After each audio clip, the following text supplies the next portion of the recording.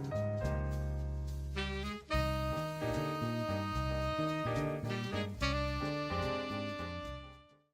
everybody. It is me, Briskatuzi, and today we are here talking about that time I got reincarnated as a slime, episode 4.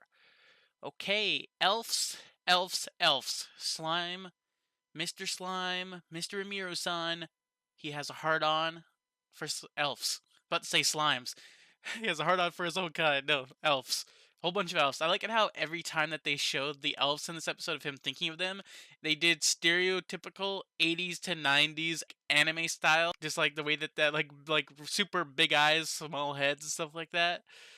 He has a very weird way of seeing those because I bet that when he actually meets them in this world, I think he meets them maybe, because I don't know if when he meets girls in the Dwarven Kingdom, I don't know if they were human elves or if they were dwarfs. So at the beginning of the episode, we had them traveling. That traveling segment lasted a long time because I think in the manga it only lasted like maybe 2 or 3 pages. They also had them talking and stuff like that, and they had him talking to the wolf. Now, this is the thing that I even thought of that I think I must have missed. I must have forgotten about it because I was just like, why doesn't the Tempest Wolf, like, why doesn't he hate like why doesn't he hate Ramiro? So then I got my answer corrected because I barely remember what happens in the manga because I'm at volume 6. So I'm just like, so but at least apparently he doesn't hate Ramiro for killing his father. He's just okay with it.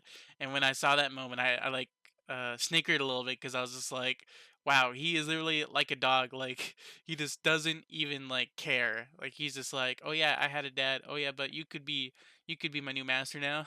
And so like, my new father figure. Him link up with the wolf. I always forget his name. Ranga. Ranga. Why am I saying Tempest Wolf? And I could just say Ranga. I remember his name. Don't know why I'm forgetting it. So then you saw them link up telepathically for an instant. I guess that maybe he could just choose who he wants to talk to. Because there's lots of times where when he does that, I always think that he's talking to everyone. So I guess he could just decide.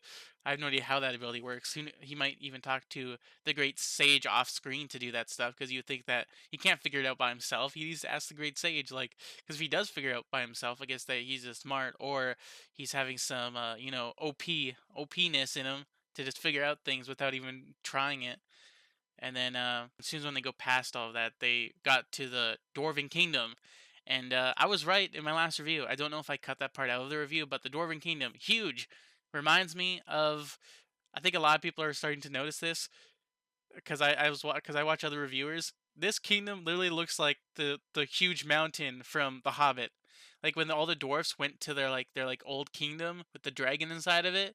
It's just a giant mountain with their castle in the very front. Then they get there, and they end up going in line and leaving everyone else behind. They only have Gapta, the comedy relief character, where he's a completely useless character for now. Who knows? Who knows? He did evolve into a hobgoblin, even though he looks the same, so he might have extra particular abilities.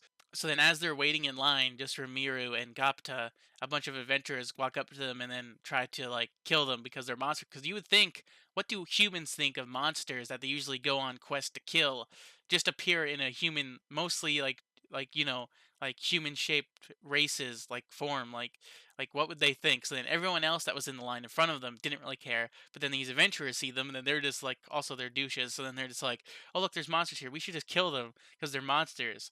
But then like they end up noticing that it's just a weak looking goblin and it's just like a slime, but then the slime starts talking, so then they think that they can sell him off for money, so then they try to attack them, and then Ramiro uses his mimicry ability, and turns into a giant direwolf again, when instead he evolved past a direwolf, because there was a not direwolf, the Tempest Wolf. So then it's direwolf, Tempest Wolf, and then there's another form above it, and instead of having two horns, he has, instead of having one horn, like Ranga, he has two horns.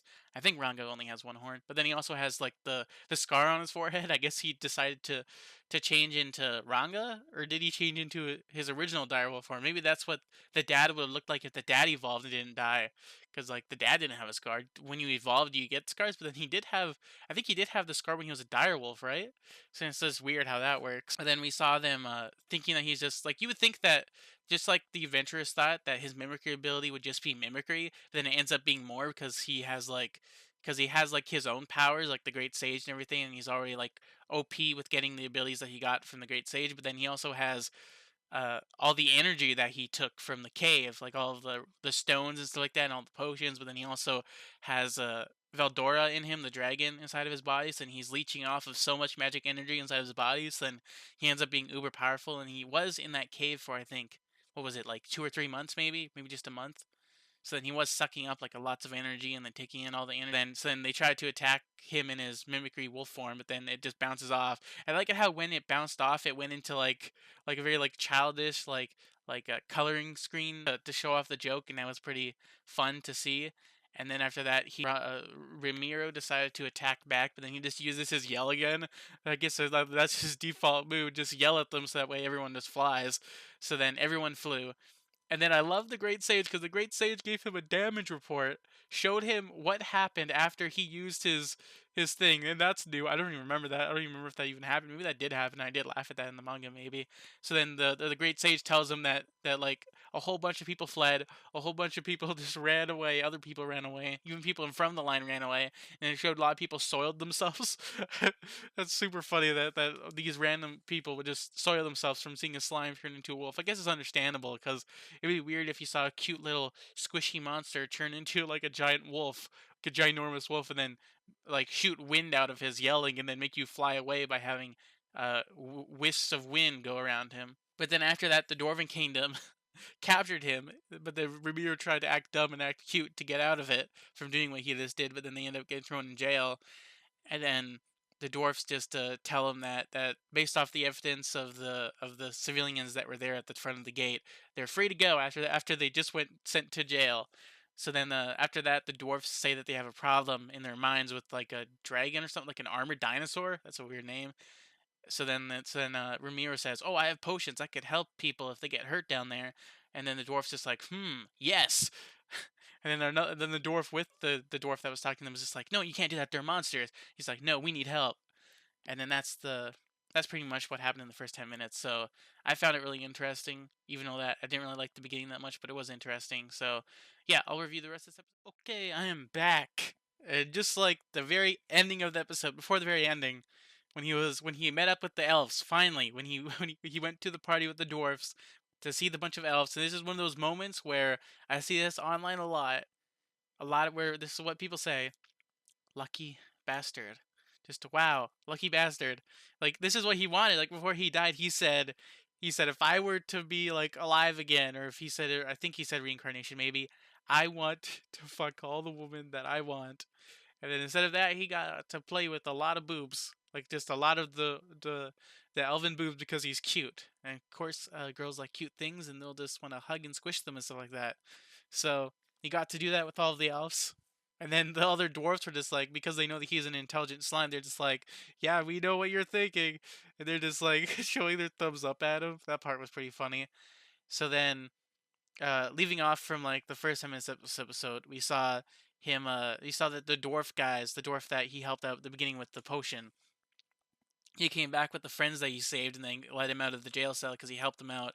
And they started walking around the town. And then Ramiro told him about how he wanted to recruit the dwarfs to go to his village to build stuff and get clothing and stuff like that. So then he ends up. So then the dwarf that he was talking to, met up with another dwarf, his brother, that is like the best dwarf builder, blacksmith, not builder, blacksmith in this city. So then he goes and meets up with them, and of course, like this, the dwarf welcomes him with an open arm because he helped them out, because he helped all the dwarfs out. So then after that, he says the dwarf guy is just like, I have a request from one of the councilmen of the king of this world, of the king of this kingdom. So I need to make 20 long swords within a week. I don't think any blacksmith could ever do that. Like, why would the hell would that councilman be such a freaking douche to this guy?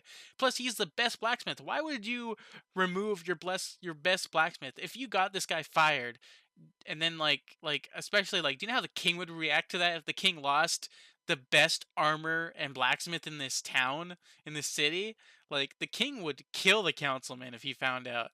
Like especially like even without finding out, just losing that much like talent, you're gonna get fired. Like, who knows what's gonna happen there with that side of the story. Oh my god, I bet that council guy, that councilman, like that Vesta guy, I bet that he's gonna show up at the ending. But that his cloak was red, but it looked kind of black at the ending of the episode where he saw that foot slash. So then Ramiro says that he could help out the dwarf. So then he grabs the sword, the first prototype of the sword, and then copies it.